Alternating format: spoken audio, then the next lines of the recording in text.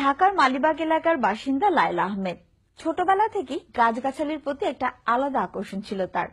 আর এ কারণে ইট পাথরের এই শহরেও তিনি এই আকর্ষণকে একটি শৈল্পিক রূপ দিতে পেরেছেন।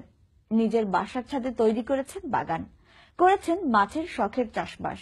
তো চলুন লায়লা আহমেদের বাড়ির ছাদের বাগান থেকে ঘুরে আসি।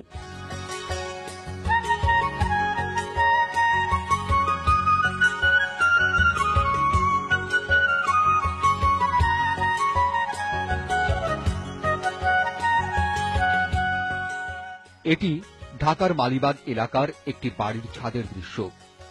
এই ছাদের অন্যতম আকর্ষণ টবের এই ছোট্ট গাছে ঝুলে থাকা আম্রপালি জাতের পাকা আমের অপূর্ব দৃশ্য।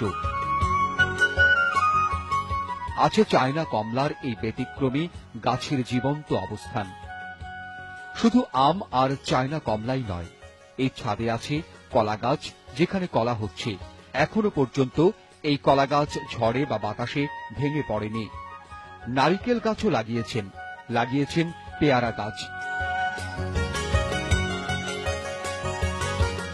আছে লেবু গাছ। সবজিও বাদ যায়নি লায়লা আহমেদের বাগান থেকে। এগুলো ছাড়াও আরো নানা রকম ফুল, ফল ও সবজি গাছ দেখা গেল এই বাড়ির ছাদে।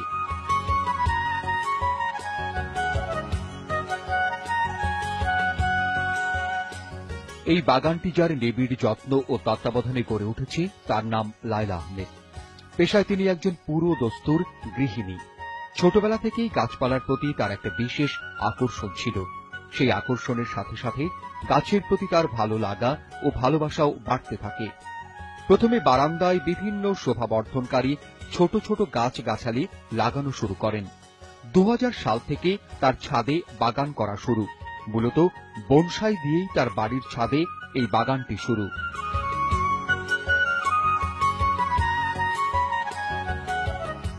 শুরুটা তো আসলে আস্তে আস্তেই হয়।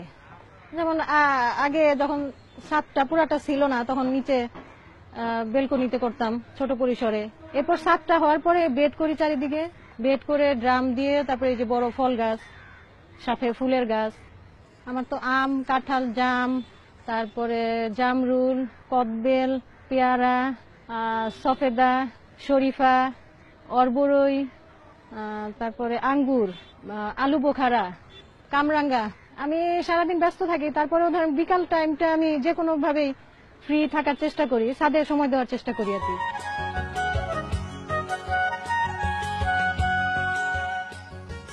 শুধু ফুল, ফল, সবজি নয়, লায়লা আহমেদ তার বাড়ির ছাদে মাছ চাষও করছেন।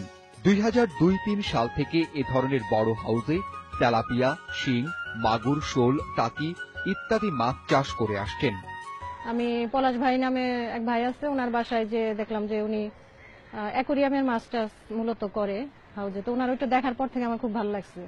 তো তখন থেকেই মনের মধ্যে গেঁথেছিল যে আমি নিজেও করব। হাউজে তেলাপিয়া, শিং, মাগুর, কই, তারপরে শোল মাছ, টাকি মাছ। লায়লা আহমেদের ছেলে মেয়েদের অভিযোগ যে তাদের মা তাদের চেয়েও এই গাছ মাছকে বেশি ভালোবাসে। আমার ছেলে মেয়েরা তো অনেক সময় হিংসা করে আমার গাছ দেখে। ওরা বলে যে আমাদের চাইতে তুমি গাছের যত্ন বেশি করো, গাছকে বেশি ভালোবাসো।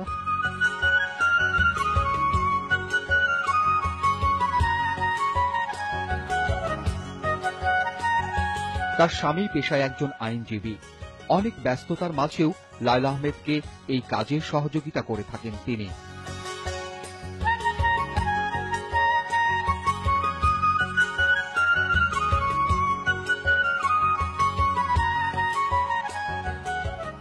লায়লা আহমেদের মতো পরিকল্পিত সুন্দরভাবে একই সাথে গাছ ও মাছ চাষ করলে ছাদে কখনোই পানি জমে থাকে না। ছাদ পরিষ্কার পরিচ্ছন্ন রাখা সহজ হয়, পাশাপাশি ফুল, ফল, সবজি ও মাছ বেশি হয় এবং একটি সুন্দর বিনোদনের স্থানও কিন্তু হয় এই ছাদ।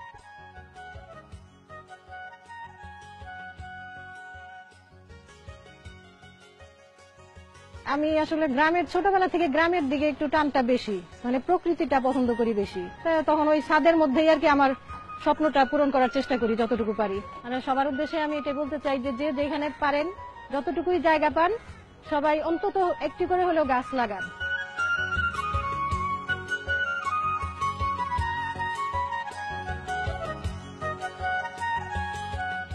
কৃষক ভাই, দেখলেন তো ঢাকার মালিবাগের লায়লা আহমেদের বাসার ছাদের মনোরম দৃশ্য। লায়লা আহমেদের মতো চাইলে আপনিও পারেন আপনার বাসার ছাদটিকে সবুজে সবুজে ভরিয়ে দিতে।